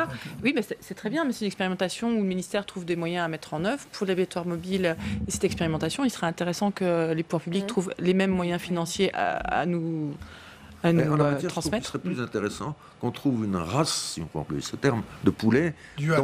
Oui, dual. Ouais. Alors, il n'y a pas que les poulets en plus, il y a les vaches, on a 2 exemples ce soir. On peut mettre une demi-heure là-dessus, mais avec plaisir, on en parle tout à l'heure. Et vous en parlerez en dehors de... Simon Prin, qu'est-ce que vous attendez des sénateurs, des pouvoirs publics, des élus? Premièrement, c'est de concerter longuement les filières avant de mettre en place les lois et surtout de venir en parler sur le domaine public. Parce qu'on fait face, vous en parliez précédemment dans l'émission, à de l'agribashing et on est souvent confronté à ça parce que des phases de tests ou d'études de cahiers des charges sur nos fermes sont mis sur la place publique avant d'avoir des conclusions. Et nous, on doit faire face ensuite à parfois des réactions assez violentes, je dois dire. Donc, concerter plus longuement les filières. Donc, je sais qu'elles sont concertées pour faire les lois, c'est évident. Mais surtout, avant d'en parler sur la place publique et surtout nous concerter, parce que vous le disiez tout à l'heure, mais moi, je vais aller plus loin que vous en disant que le bien-être animal, aujourd'hui, je suis le seul garant sur ma ferme. Je suis le seul à pouvoir garantir du bien-être animal de mes animaux, qu'ils soient vérifiés 1 fois par an, 2 fois par an. Mais je suis le seul garant de mes pratiques. Et nous, quand on était 60% des producteurs à faire cet audit, on s'est rendu compte d'une chose qui était vraiment... On ne croyait pas, c'est qu'on travaillait bien. On était tous très surpris parce qu'on était tous dans une logique quand même avec un secteur économique très tendu dans le lait. On était tous dans une logique de performance. Et on pensait que c'était antinomique avec le bien-être animal. Eh bien non, au contraire, on s'est rendu compte que certains points d'amélioration, si ce n'est pour dire la plupart, voire tous, vont dans le sens du bien-être animal. Donc aujourd'hui, oui, mettre des lois pour cadrer les choses, pour étiqueter, pour parler aux consommateurs, oui. Mais il faut surtout nous concerter parce que nous sommes les seuls et uniques garants. Alors après, voilà, nous enfin, quand on légifère, bien sûr, on fait des auditions, on en fait parfois énormément. On écoute, on est très à l'écoute. Et bien sûr, après, entre ce qui est dit d'une part et ce qui est dit d'autre part, bien évidemment, on a après un rôle politique à jouer par rapport à ces choses-là. Et c'est un travail qu'on fait. Je pense que la plupart de nos concitoyens et concitoyennes ne se rendent pas compte du travail énorme que l'on fait. C'est pas pour nous mettre en avant, mais franchement, voilà. Vous pouvez compter sur nous pour que le travail soit fait sérieusement, absolument. Donc on passe des après-midi d'audition, les uns comme les autres, à s'approprier les sujets, bien sûr parce qu'on ne connaît pas tout. En tant que sénateur, quand on arrive, on a des spécialités. Vous découvrez des initiatives ce soir? Vous découvrez des choses que vous n'aviez pas encore entendues en audition? Non, pas vraiment, parce que je suis spécialisée sur ce domaine. Non, pas forcément spécialisée, mais parce que je suis ouverte sur ce domaine-là et parce que j'ai signé cette proposition de loi. J'avais travaillé sur la loi Egalim, qui nous a pris pas mal de temps, où on a tous posé des amendements, on a recherché, on a auditionné tout Mais azimut. vous diriez qu'il y a un retard du politique sur la réalité, sur ce qui se passe et sur les attentes? Je pense par rapport à ce qui se passe dans la société, oui, certainement. Parce que les thèmes arrivent, les consommateurs, et notamment dans les jeunes couples ou dans les jeunes dans notre société, sont beaucoup plus ouverts sur ces sujets-là. Et parce que, comme je le disais tout à l'heure, il s'est passé plein de choses, alors que nous, les consommateurs, parce que je me mets dans le lot, on ne savait pas ce qui se passait vraiment. Bruno, j'ai même découvert récemment des choses. Je voudrais rassurer monsieur, moi, pour le dire qu'en matière agricole, la profession est très écoutée. Oui. Je n'en veux pour preuve d'ailleurs que cette semaine, il y avait peu de sénateurs ici, ils étaient tous porte de Versailles. Ils sont très écoutés, singulièrement les éleveurs. Parce que les sujets sont compliqués, on n'est pas forcément des spécialistes de la question, et pour faire de bonnes lois, il faut vous écouter. Et la profession agricole est tellement diverse entre le producteur de viande, de lait, de poulet, de céréales, d'artichauts, etc. C'est tellement compliqué qu'on est bien obligé, et tant mieux d'ailleurs, d'écouter tout le monde. Ça prend beaucoup de temps. Et je pense que, je pense que les parlementaires font du mieux possible pour sortir des lois. Hélas, et on le voit, la loi Egalim n'est pas parfaite, et pourtant il y a eu beaucoup de travail de réaliser, donc il faut encore l'améliorer. Et on s'arrêtera sur cette note d'optimisme, encore du travail. C'est la fin de cette deuxième partie. Merci infiniment à tous d'avoir participé à Dialogue Citoyen. On va entamer notre troisième et dernière partie. Elle sera consacrée aux défis qui attendent l'agriculture de demain. Comment bien nourrir un pays? Faut-il revenir à de plus petites échelles, à ce qu'on appelle le circuit court ou à des techniques très innovantes? Eh ben, on va se poser toutes ces questions avec nos prochains invités. D'abord, on va retourner voir Marie Brémaud en coulisses. Marie? Oui, je peux vous dire que les discussions, elles se poursuivent également hors plateau. Je suis avec Joël Labbé, sénateur du Morbihan, qui était sur le premier plateau. Qu'avez-vous pensé de cet exercice, de ce dialogue direct avec les citoyens? C'est tout nouveau, c'est original et j'ai drôlement apprécié. Et je crois que ça a été apprécié par tout le monde. Se retrouver en face de nos concitoyens et qui viennent d'ailleurs des territoires. Ce ne sont pas des Parisiens, des gens, on va dire, de la vraie vie et qui viennent parler de leur expérience. Et le plateau sur lequel j'ai participé, il y a beaucoup de bienveillance et d'échange. Et c'est évidemment en se mettant autour de la table qu'on pourra avancer dans le débat parce qu'on n'est pas tous d'accord. Mais ce genre de tour de table, c'est vraiment à renouveler. Vous entendez les arguments des éleveurs traditionnels et des agriculteurs traditionnels également? Oui, bien sûr. Pour moi, le monde agricole, une partie du monde agricole est victime d'un système. Il va falloir en réinventer un nouveau. Donc il y a du travail. Moi, je prône l'agriculture paysanne sur les territoires. Et merci Joël Labbé, parce que Émilie Janin sort tout juste du plateau et on va également entendre sa première réaction. Vous sortez tout juste du plateau. Est-ce que vous avez été satisfaite des réponses des sénateurs face à vos arguments? Oui, on voit qu'en fait ils ont quand même entendu certaines choses. Enfin voilà, on a envie de leur dire bon voilà, il faut aller un peu plus loin, que effectivement votre rôle d'élu de la République peut être aussi de forcer à avoir des lois un peu plus contraignantes, que ce soit en termes de bien-être animal, sur le transport des animaux vivants par exemple. Voilà, vous pouvez aussi aller un peu plus loin en soutenant financièrement les initiatives, les expérimentations, etc. Et puis aussi en obligeant dans la loi Egalim, ils nous ont dit oui, elle a peu d'effets, mais oui, dans la réalité pour les agriculteurs dans leur cours de ferme, la loi Egalim pour l'instant elle n'a pas d'effet, mais la loi peut aussi prévoir des contraintes plus fortes pour les acteurs qui ne jouent pas le jeu. Vous avez quand même l'impression d'avoir été entendu, d'avoir pu exposer notamment votre projet d'abattoir mobile? Oui, le dialogue il était très intéressant, très constructif. On voit qu'il y a des gens qui s'y intéressent et qui se renseignent, et donc ça c'est toujours très, très intéressant. Et puis voilà, d'avoir toute cette écoute, c'est plutôt porteur d'espoir. Très bien, merci Émilie Janin. Et puis on va regarder le troisième plateau, Rebecca, avec vous. Merci, mais j'espère bien que vous regarderez avec attention. Merci infiniment Marie d'avoir recueilli pour nous toutes ces réactions en coulisses. Je vous présente immédiatement les invités de notre troisième partie. Nicolas Mélier, bienvenue. Vous avez 58 ans, vous êtes maire de Lagrollet du Gers. C'est une commune de 544 habitants, mais vous êtes aussi agriculteur depuis 35 ans. Et vous vous êtes mis au bio très vite, au bout de 3 ans d'activité seulement. à une époque où d'ailleurs on ne parlait pas beaucoup du bio. Il y a quelques années, vous avez décidé de passer 100% bio la cantine du village, avant même carrément d'opter pour une production municipale des légumes. On verra ça en images dans un instant et vous nous expliquerez en détail. Philippe Audubert, bienvenue à vous. Vous avez 52 ans, vous venez de Lyon, vous êtes urbaniste auprès des collectivités et vous vous êtes très vite rendu compte qu'il y avait conflit entre urbanisation et terres agricoles disponibles. Après 5 ans de recherche, vous avez mis au point une ferme urbaine où tous les paramètres de culture des plantes sont contrôlés, une sorte de ferme urbaine high-tech. Vous allez nous en dire plus, j'espère, pour qu'on comprenne bien comment ça fonctionne. Philippe Comte, bienvenue à vous également. Vous avez 53 ans, vous venez de Tours. Pour vous, l'avenir, c'est le steak végétal. Vous êtes arrivé dans ce domaine un petit peu par hasard et par opportunité. Maintenant, vous y croyez dur comme fer. La protéine végétale pourrait, dites-vous, sauver la planète. Vous en avez fait un mode de vie. Vous nous direz comment ça se traduit dans votre quotidien. Face à vous, Anne-Catherine Loisier, bienvenue. Vous êtes sénatrice de la Côte d'Or, rattachée au groupe Union Centriste et vous êtes vice-présidente de la Commission des affaires économiques. Jean-Claude Tissot, bienvenue à vous également. Vous êtes sénateur socialiste de la Loire, membre de la Commission des affaires économiques. Avant de vous donner la parole, quelques images avec vous, Nicolas Mélier. Je le disais, Samia Dechir est venue vous voir dans le Gers, sur votre commune de l'Agrolet. Vous lui avez expliqué comment fonctionnait votre cantine scolaire 100% bio et surtout, à base de légumes cultivés dans les champs achetés par la mairie. On regarde. Le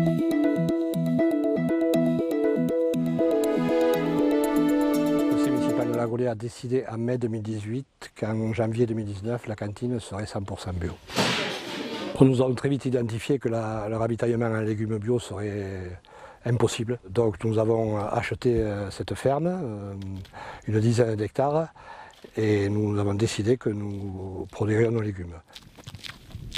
Le coût du repas augmentera du fait de sa préparation, parce que quand on retravaille du légume frais, effectivement, ça prend un peu plus de temps et un peu plus de main-d'œuvre que d'utiliser des produits surgelés, quoi.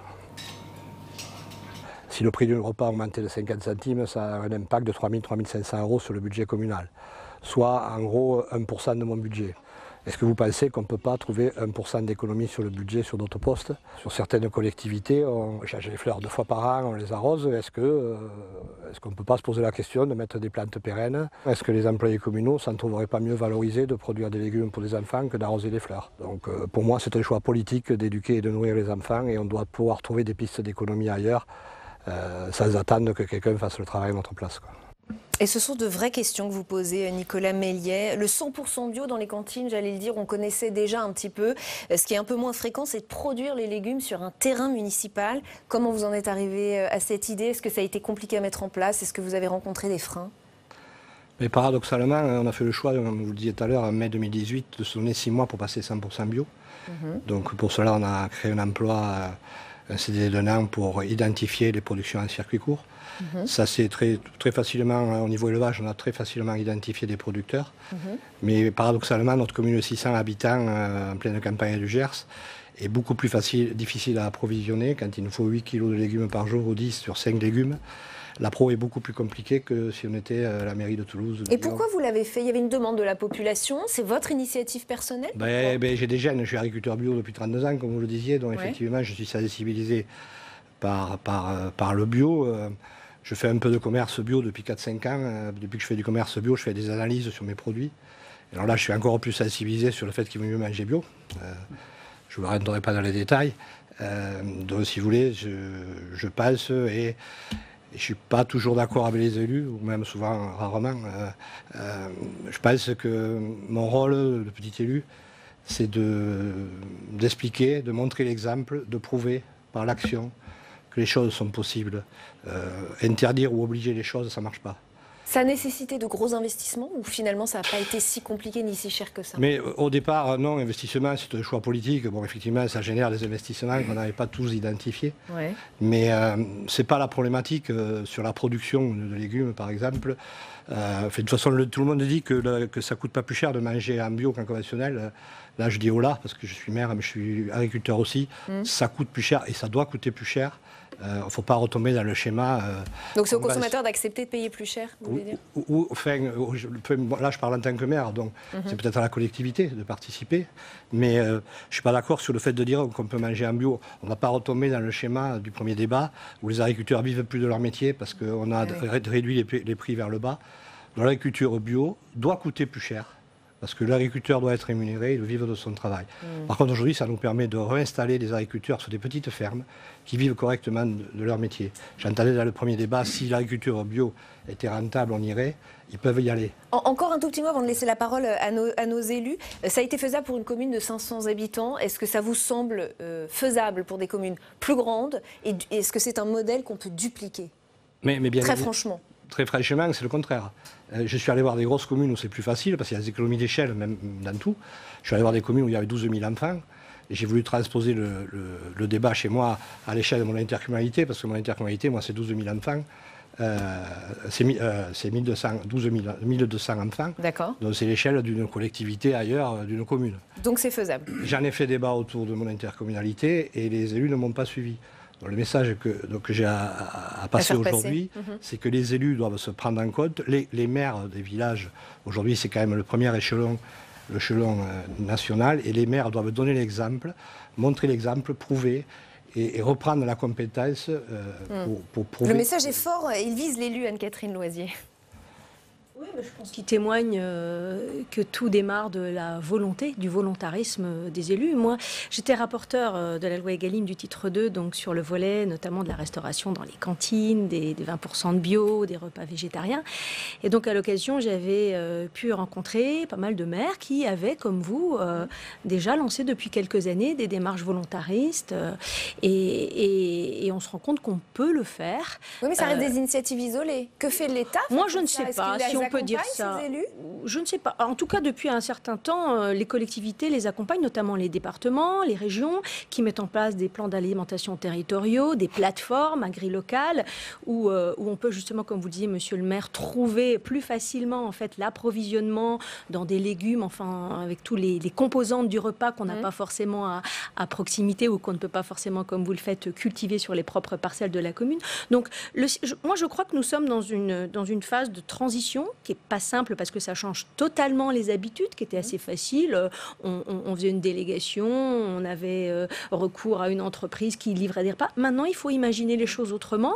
C'est un peu compliqué. Moi, je pense que la plus grande partie des élus ont envie de le faire parce qu'ils pensent que c'est meilleur, c'est pour les enfants, que c'est dans ce sens qu'il faut travailler. Après, c'est un peu compliqué. C'est à nous tous, législateurs. Mais apparemment, c'est faisable aussi dans les grandes villes. C'est ce que nous dit Nicolas Méliès. Mais à Paris, il y a un certain nombre d'arrondissements qui sont déjà avec des parts importantes de bio et de produits locaux. Jean-Claude Tissot. Oui, d'abord saluer votre démarche, parce que moi aussi j'étais maire d'une petite commune, on avait entamé une démarche d'approvisionnement court, circuit court, mais pas en régie comme vous l'avez fait. Et sur mon département, j'ai visité il y a très peu de temps une commune qui donc a vraiment embauché un maraîcher qui travaille sur un morceau de terrain municipal. Mais ils ont associé l'alimentation des scolaires, les maisons de retraite, toute restauration collective, ce qui permet d'une part de faire des économies d'échelle et aussi pendant les vacances scolaires, les samedis et les dimanches, et ça permet aussi d'avoir un écoulement, sinon on fait quoi des légumes durant l'été, etc., durant les vacances scolaires. Donc c'est aussi une réflexion que toutes les collectivités peuvent mener. Mais aussi je voulais revenir sur l'aspect du coût par rapport au bio. C'est vrai que le bio c'est plus cher si on compare un repas traditionnel par rapport à un repas bio, si on met le même beefsteak, si on met le même entrée, etc. Oui. Il ne faut pas réfléchir de cette manière-là. Des protéines, on peut les avoir différemment. Ça peut être des légumes, enfin vous savez l'histoire, ça peut être des légumineuses au lieu d'être un beefsteak, ça peut être un œuf, etc. Donc on arrive à maîtriser le coût, mais c'est vrai, vous avez raison. Il ne faut surtout pas qu'on entraîne le prix du bio vers le bas, parce que sinon la plus-value que représente cette activité porterait préjudice aux agriculteurs. Nicolas Méliès, juste, je vous laisse répondre en un mot. Est-ce que vous vous sentez suffisamment accompagné dans cette initiative ou un peu isolé? Honnêtement, je crois qu'on doit se prendre en compte et y aller nous-mêmes.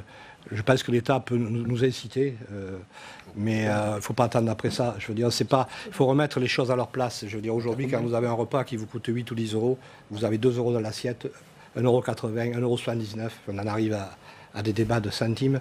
Je me suis amusé à regarder pour donner une échelle un peu. sur des communes moyennes, et je ne parle pas des communes comme ici où ça doit être encore pire, le budget de l'éclairage public représente 1,5 fois ce qu'on met dans l'assiette des enfants. Donc, est-ce qu'on a besoin... Alors moi, j'ai calculé que si je coupais la lumière 2 heures par nuit, je pouvais mettre 50 centimes de plus dans l'assiette de mes enfants. Alors, je parlais de 3 initiatives sur ce plateau. Philippe Audubert, pour vous, une partie de l'avenir de l'agriculture se joue dans les fermes urbaines. Relocaliser l'agriculture au cœur des villes, c'est un peu ça le concept. Et qu'est-ce que c'est exactement? Comment ça marche? C'est ça. Juste une petite précision, donc l'agriculture urbaine, c'est pas quelque chose qui est né par hasard. Ça a une longue histoire en réalité, hein, depuis l'Antiquité grecque et romaine. La naissance de l'hydroponie en 1930, donc c'est l'apparition de systèmes d'arrosage spécifiques, et ensuite au XXIe siècle avec l'essor démographique annoncé par nos experts, puisque nous prenons tous les 10 ans 1 milliard de personnes en plus sur cette planète. C'est comment fait-on pour alimenter toutes ces personnes qui... Alors, comment vous faites? Alors, comment on fait? Alors, c'est de l'empilement. Alors, en fait, on rationalise les surfaces et on empile les... Dans quoi? Dans les villes, dans des villes, sur des toits, dans des... Mais dans des containers, sous-sols, non, dans des volumes spécifiques. Donc, c'est de la culture indoor. C'est un peu comme si vous aviez des serres où on se prive de la lumière du jour. Hein, très clairement. Et ensuite, la technologie LED permet l'empilement et donc la surmultiplication des rendements par surface utilisée. D'accord. Et donc sans pesticides, c'est une agriculture bio, de quoi on arrive à produire à peu près 200 à 300 fois plus qu'un mètre carré en plein champ. On a 100% d'économie d'eau et on garantit l'absence de pesticides. 100% d'économie d'eau. Voilà, c'est-à-dire que, sachant, on sait tous que l'eau va se raréfier, qu'on manquera d'eau un jour, vous nous dites que finalement, ça s'autorégule en eau? Comment ça se passe? Ça s'autorégule, c'est ça. Donc par exemple, une salade de 300 grammes, il y a 80% d'eau dans une salade de 300 grammes, ce qui fait que en fait, vous ne perdez que 240 grammes d'eau à la fin. Mais dans les outils tels qu'on les développe, vous n'utilisez que 240 grammes d'eau. Voilà, ce que la plante utilise. Et aujourd'hui, qu'est-ce que vous attendez? Qu'est-ce que vous attendez des pouvoirs publics? Vous attendez un label? Vous attendez une reconnaissance? Vous attendez des moyens? C'est une filière qui commence. Donc, en fait, c'est commencer à reconnaître cette filière qui émerge de par le monde, et que cette filière s'organise en France. On est un grand pays agricole, mais on est aussi un grand pays d'ingénierie. Et un positionnement très clair politique est intéressant sur ces technologies-là, puisque dans très peu de temps, nous aurons à les développer sur des villes qui font des millions d'habitants aujourd'hui. Donc on est en dehors de l'échelle française, on est véritablement sur l'agriculture de demain à l'échelle de la planète. Et donc essayer d'amener ce génie français, nous sommes sur une solution 100% française, portée par des entreprises et des PME françaises sur des technologies définies en France. Sur le papier, ça a l'air très séduisant, Jean-Claude Tissot. Que vous inspire cette initiative? Vous êtes prêt à aider ce genre d'initiative? Oui, mais je suis plutôt sceptique. Pourquoi? Alors, je suis sénateur, j'ai été maire, mais mon métier, c'est paysan. Et pour moi, la relation avec la terre, l'aménagement du territoire, c'est un lien indélébile. Et donc, j'ai de la peine avec vos propos. Maintenant, on peut aussi parler d'agriculture périurbaine en sanctuarisant des terrains aux portes des villes. Ça existe encore. C'est aussi, là, pour le coup, c'est une volonté politique. C'est une vraie volonté politique. Mais voilà, je ne connais pas assez... Anne-Catherine Loisier, vous aussi, vous partagez ce scepticisme? Je comprends mon collègue, mais je pense qu'en fait, demain, ce sera constitué d'un panel de solutions, qu'il n'y a pas une solution, et que ce que vous proposez sera certainement une méthode adaptée à des endroits où il y a une forte concentration. On est assez loin, finalement, des zones plus périphériques de la vie. Et je pense que, à mon avis, le moment est le bon, parce qu'aujourd'hui, on se pose beaucoup de questions sur sur la ville de demain, sur l'organisation de demain. On parle effectivement de plus de densification pour moins utiliser, enfin lutte contre et de moins d'eau, ça va être donc je pense que ça rentre dans les priorités et les conditions qui seront celles de l'agriculture et de l'alimentation en fait des populations de demain. Donc pourquoi pas? Et effectivement, on a des espaces sur les toits, voilà, on a des espaces aménagés. On voit que ça commence déjà à prendre. Et je pense en plus que les jeunes générations sont très preneuses de ce genre. Voilà, moi je suis question intervenant. technique, c'est bon au goût? Aucun changement de goût par rapport aux fruits et légumes qui sont cultivés en pleine terre dans la campagne? Il n'y a aucun changement de goût, tout simplement parce qu'en fait, la matière sèche contenue par les végétaux en hydroponie est supérieure à la matière sèche du champ ou de la serre. Et c'est mathématique. Si vous avez plus de matière sèche, vous avez plus de molécules. Or, le goût est dans les molécules. Donc, en fait, c'est très, très simple. Et un label sans pesticides, Jean-Claude Tissot, vous êtes prêt à soutenir une telle proposition? Bien sûr. Mais après, il faut voir... Alors, vraiment, je ne connais pas assez pour pouvoir débattre clairement, mais en termes d'énergie, en termes de... ça serait intéressant, on va dire, dans les pays où, dans la mesure où on fait une économie importante d'eau, comment on fait avec des taux d'ensoleillement énormes, comment vous arrivez à faire pousser, comment... voilà, j'ai quand même des questions ou des inquiétudes alors, il n'y a pas d'inquiétude à avoir. En fait, ces technologies peuvent rendre possible une culture n'importe où. Hein, c'est-à-dire que vous pouvez mettre en plein désert aujourd'hui ce type d'outils qui vont être alimentés probablement par du photovoltaïque, sachant que les panneaux photovoltaïques sont beaucoup plus, ont un rendement beaucoup plus fort dans les pays, par exemple, du Moyen-Orient qu'en Europe. Donc là-dessus, il ne faut pas s'inquiéter. Et potentiellement, ça veut dire qu'on amène une forme d'autonomie au territoire et d'émancipation. Aujourd'hui, les grands territoires qui sont sur ce genre d'outils, c'est la Chine, c'est les États-Unis parce qu'ils n'ont plus d'eau, c'est Singapour. Vos initiatives intéressent oui, tout à fait. Aux États-Unis, ils sont en train de ce sont les marchés sur lesquels on va forcément avec un positionnement sur une ingénierie spécifique, une ingénierie française. Et voilà la demande. Et potentiellement, on peut imaginer que les pays du Moyen-Orient, à terme, avec ce type d'outils, pourront devenir des grands pays de production agricole. Et de production agricole en produits complètement propres, qui vont pouvoir être réenvoyés probablement en Europe ou sur d'autres bassins de consommation. Et là, l'histoire s'inverse. Et parlons maintenant d'une autre option, la troisième dont je vous parlais à l'instant. Philippe Comte, c'est avec vous qu'on va parler de ça. Vous militez, vous, pour le steak végétal. Comment vous êtes arrivé sur le marché de la viande végétale? Je précise qu'au départ, vous étiez dans la téléphonie mobile, donc absolument rien à voir. Et nos élus, ici, sur ce plateau, réagissent déjà. Alors, peut-être parlez-nous. Parlez-nous. Viande végétale. Plutôt que de parler d'une aventure personnelle, mieux vaut quand même essayer d'élargir le débat. L'humanité est confronté, on le sait tous, à un grand défi qui est le dérèglement climatique lié à l'émission de gaz à effet de serre. Or, les gaz à effet de serre, aujourd'hui, de demain, s'il y a, d'ailleurs même pour les agriculteurs, c'est un danger, parce que s'il y a de grandes sécheresses ou de grandes inondations, j'imagine que nos agriculteurs seront les premiers à en pâtir. Or, la viande, alors la viande industrielle en particulier, c'est aujourd'hui l'une des causes principales des émissions de gaz à effet de serre. 1 kilo de bœuf, selon les chiffres de la FAO, l'ONU, c'est 27 kilos d'équivalent CO2. Alors c'est en effet du méthane et du protoxyde d'azote, c'est pas le CO2, mais c'est l'équivalent CO2. Donc pour vous? Et l'agneau, c'est 39 kilos même. Eh bien, il faut réduire notre consommation de viande, pas la supprimer. Moi, je suis très content de voir le plateau précédent où il y avait Émilie Janin qui parle à l'oreille de ses vaches. C'est magnifique, mais c'est un peu malheureusement l'arbre qui cache la forêt. En préparant cette émission, vous nous avez dit si on remplaçait 50% des protéines animales, écoutez bien, par des protéines végétales dans notre consommation mondiale, on atteindrait les objectifs fixés par les accords de Paris. En effet. En effet, c'est la FAO qui le dit, ce n'est pas moi. Il y a... Donc pour vous, c'est ça l'avenir, c'est la solution. Alors, c'est l'avenir parce que... Pourtant, ça électrise. Quand on parle de steak végétal, vous sentez que oui. tout de suite l'ambiance se tend. Vous l'entendez? Oui, alors je l'entends, mais oui. il se trouve quand même que... Il y a eu d'ailleurs des évolutions législatives que j'ai appréciées. Je pense à l'amendement Cazbonne dans la loi Egalim qui a obligé les cantines scolaires, par exemple, à avoir un repas végétarien par semaine et à proposer au maximum des alternatives. Je trouve ça très bien. Et mais vous attendez plus ? Vous attendez plus encore de la part des responsables politiques ? Pourquoi pas ? Pourquoi pas 2 repas ? Voilà, l'important, nous, dans notre société, la boucherie végétarienne s'adresse particulièrement justement aux collectivités. C'est notre cible.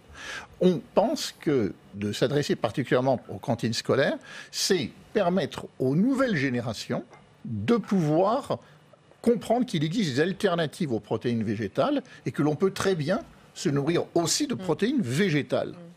Les protéines animales ne sont pas obligatoires. Les protéines végétales peuvent les remplacer.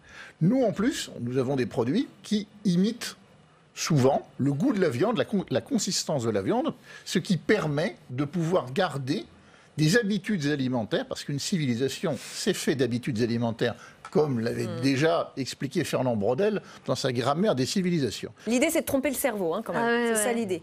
De tromper le palais.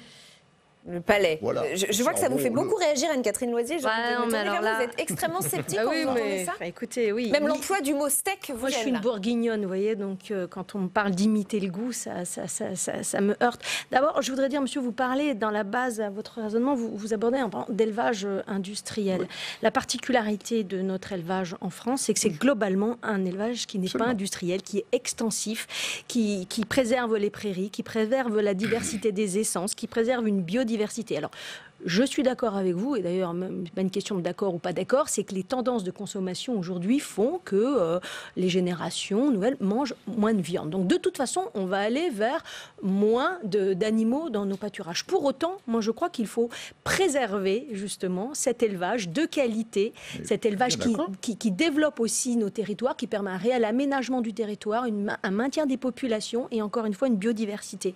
Moi, ce qui me gêne, c'est pas trop le steak végétal, c'est le mot steak, ouais, je veux dire, si on dit palais végétal ou je sais pas, galette, ça me gêne pas, ou galette végétale, voilà. Steak végétal, non. Là, je trouve qu'il y a effectivement, c'était tous nos débats d'Egalim. Je pense qu'il y a vraiment tromperie sur le consommateur. Peut-être qu'il vous répond sur ce point. Puis je me permets de vous répondre. Il y a eu une volonté législative d'interdire le mot steak, d'interdire le mot saucisse, d'interdire, etc. Et le Conseil constitutionnel a retoqué cette possibilité. Donc, le droit a été dit.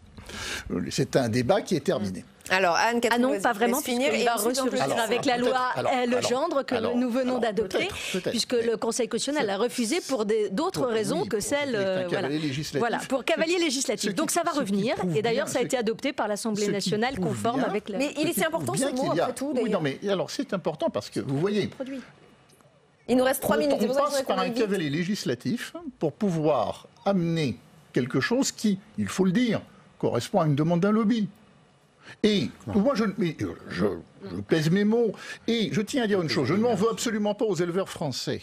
Il se trouve que la consommation de viande transformée en France, elle vient maintenant de plus en plus de fermes allemandes, polonaises, où il y a plusieurs milliers de vaches dans des stabules et où le bien-être animal n'est absolument pas la priorité. Français, je suis d'accord. Oui, mais bien sûr, mais nous sommes dans l'Union européenne, madame, je crois. Oui, mais circuit court. On valorise le circuit court. Vous savez bien qu'un marché public interdit la possibilité de pouvoir limiter un marché public offre beaucoup de... Jean-Claude Tissot, est-ce que vous en mangeriez, vous, de ce steak végétal? Oui, bien sûr. Oui, ça m'arrive même quelquefois. Il n'y a aucun souci. Mais c'est l'excès de vos propos. Enfin, je suis très, très étonné d'entendre de tels propos aussi radicaux. En disant que... Il n'y a pas de lobby de la viande? Oui, voilà. Il n'y a pas de lobby de la viande? Si, il y a un lobby de la viande, bien sûr. Merci de l'admettre. Mais bien sûr. Ce n'est pas une question de lobby. Par exemple, si on parle d'aménagement du territoire, si on enlève tous les animaux, tous les ruminants, tous les pollueurs... Il n'est pas question de les enlever. Non, mais je veux dire, qui va... C'est un complément. Ce qui sinon, complément, on est d'accord. Non, mais bien sûr. Voilà. J'ai dit réduire la consommation de viande. Il faut garder la production animale sur nos territoires parce que ça correspond à un besoin, à une histoire, etc. On ne va pas rémunérer des paysans juste pour qu'ils aillent garder les vaches, pour que ça fasse joli, pour que les vaches mangent de l'herbe. C'est inconcevable. Donc il faut continuer de garder les vaches telles qu'on l'a aujourd'hui et la production végétale, parce qu'il y a aussi des alternatives telles que la spiruline pour avoir des protéines qui normalement suffisent aux besoins quotidiens d'un être humain. Et tout est une histoire de mesures et de moyens. Donc voilà, mais vos propos sont quand même quelque peu excessifs et je les trouve presque provocateurs. Juste un mot, dans vos steaks, il y a quoi exactement ? Alors, du froment français d'ailleurs. D'accord. Qui d'ailleurs, je pense, le premier plateau où il y a eu M. Cardot, qui est un agriculteur dans l'Aisne, eh bien, je pense que ce froment a dû, le blé, quoi d'autre ? Du froment. Il y a aussi du soja parfois et des pois chiches. Et vos steaks sont fabriqués, vos steaks sont reconstitués en France ? Alors, c'est en Hollande, parce que c'est un producteur hollandais qui a le brevet européen. Pourquoi ? Parce que ici, ce serait impossible. Alors, c'est tout à fait possible d'imaginer que le producteur hollandais ouvre une unité de production en France. On le pousse à cela. Il se trouve qu'il y a trois grands producteurs, 2 Américains et 1 Européen. Nous sommes avec l'Européen et le Hollandais. Il nous reste une seconde, vous voulez... Moi, je dirais manger des légumes, mais pas forcément des steaks. Et puis, ce qui me gêne, c'est l'obligation. Et aujourd'hui, j'ai des retours, moi, des cantines chez moi, et les parents d'élèves enlèvent leurs enfants le jour où il y a le repas végétarien. Voilà, c'est le résultat. Je pense que l'obligation est malsaine. Laissons les gens choisir. Et on s'arrêtera sur ces phrases. Merci. Merci infiniment à tous les 5 d'avoir participé à cette 3e partie de Dialogue Citoyen. Merci à vous tous de nous avoir suivis ce soir pour ce nouveau numéro de Dialogue Citoyen. Nous, on se retrouve lundi à 17h30 pour cette fois un nouveau numéro d'Allons plus loin. Très très bonne soirée sur Public Sénat.